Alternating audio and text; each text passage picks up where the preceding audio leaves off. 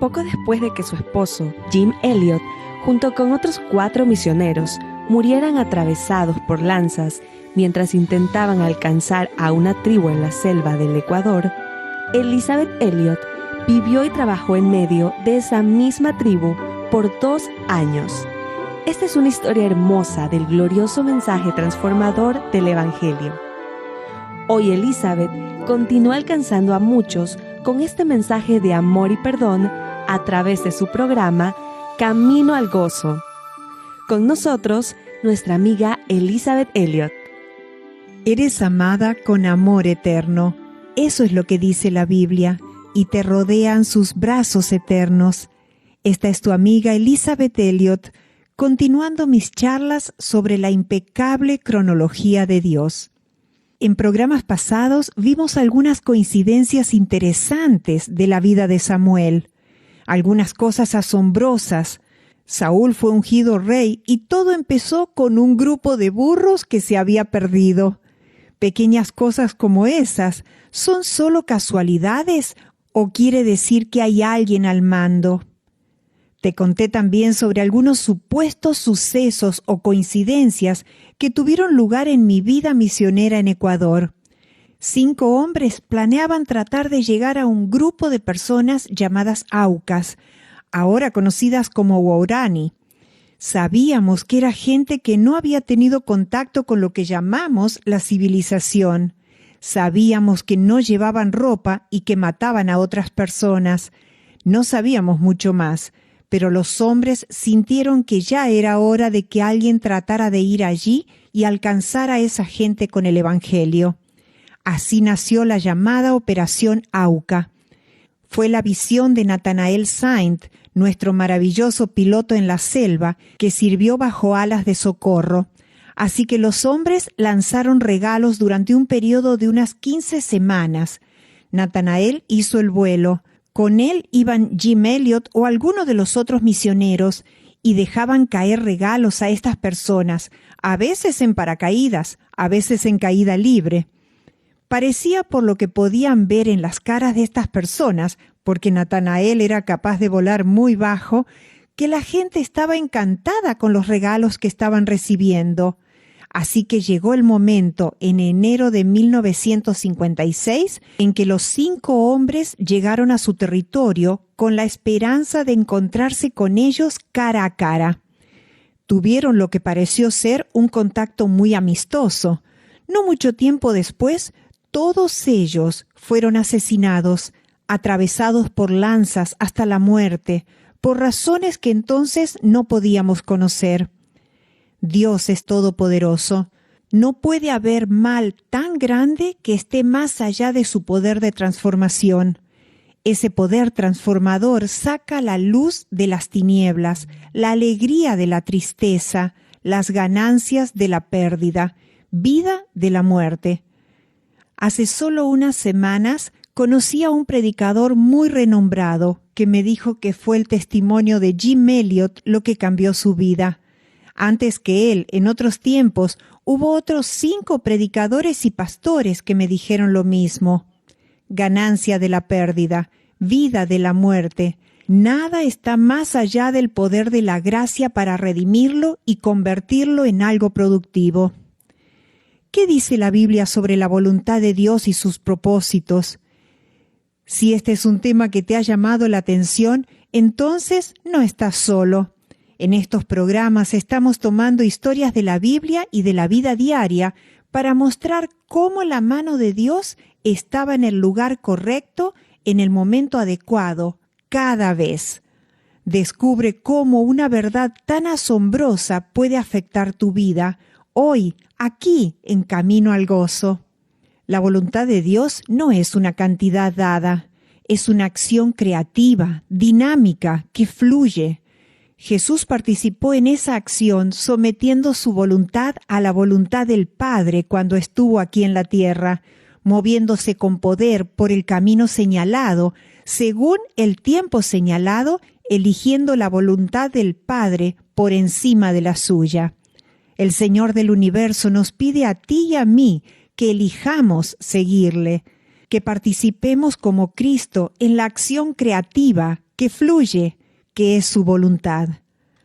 Ayer les hablé de una asombrosa coincidencia, humanamente hablando, cuando mi marido Lars y yo, mi hija, mi yerno y mi nieto, estábamos realmente sentados en la casa del este de Ecuador, en la selva, esa casa que Jim Elliot había construido. Estábamos sentados allí con algunos indígenas, comiendo huevos duros y mandioca, cuando por el sendero llegó un forastero de Suiza. Era un joven que había viajado en moto 5 horas desde Quito, porque quería visitar la casa de Jim. Para él, estoy segura de que debe haber sido una coincidencia impactante descubrir que la viuda y la hija de Jim Elliot estaban sentadas en esa casa en ese momento. ¿Una coincidencia? Dios sabe exactamente lo que hace. Un escritor de libros llamado John Flavel distingue 3 manifestaciones de la voluntad de Dios: su palabra, su voluntad de mando y aquellas cosas que nos son reveladas. Deuteronomio 29:29 dice: las cosas secretas pertenecen solo a nuestro Dios. Luego están las cosas que nos son reveladas, nos pertenecen, pero son misterios y son los misterios de Dios.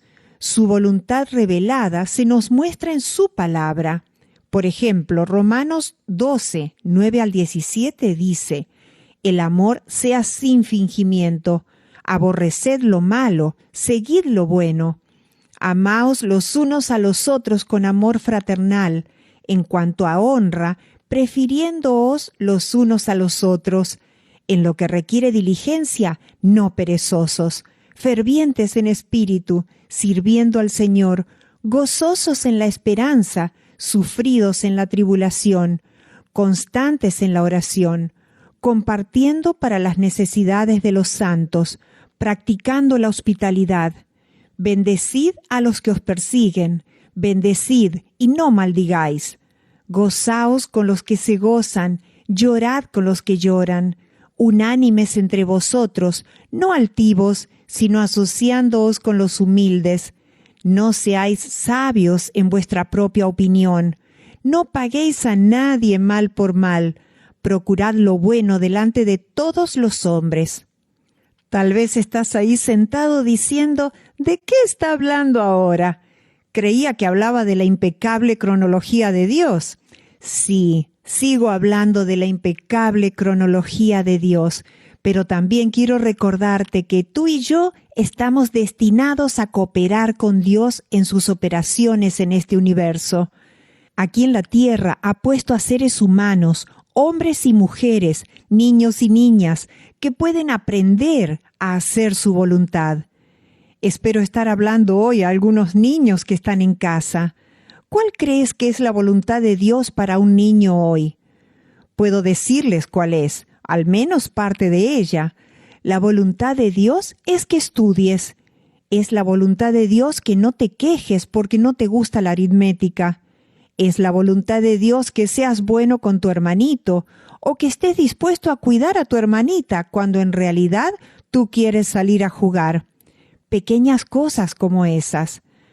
Pero acabo de leerte un pasaje de Romanos 12, que es solo uno de muchos pasajes en la Biblia que nos dice cosas que debemos hacer que constituyen la voluntad de Dios.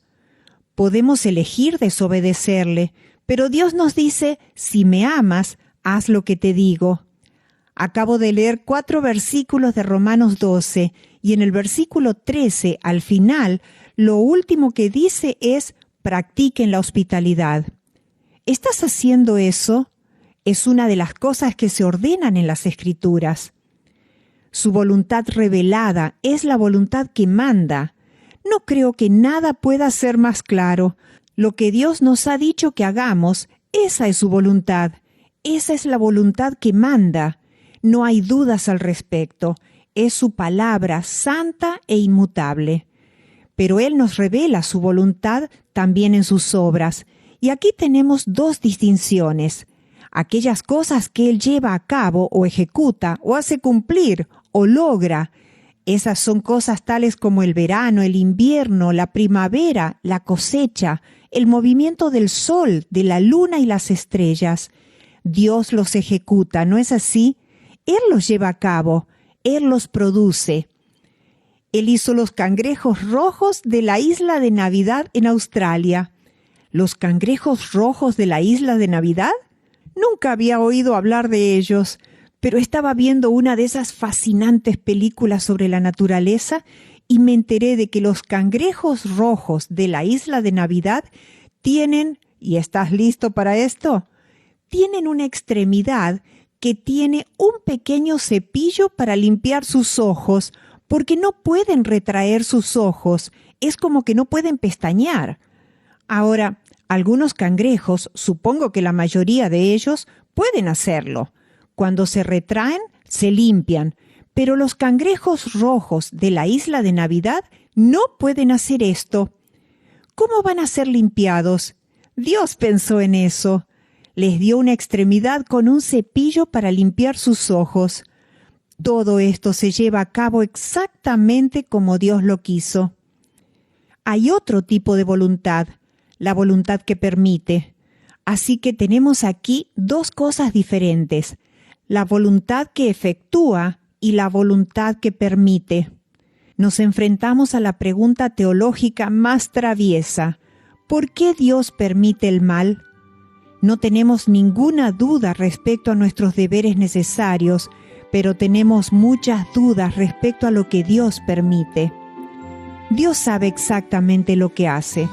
Él dice: ¿confiarás en mí? ¿Me amarás? ¿Me alabarás? ¿Qué decides hacer?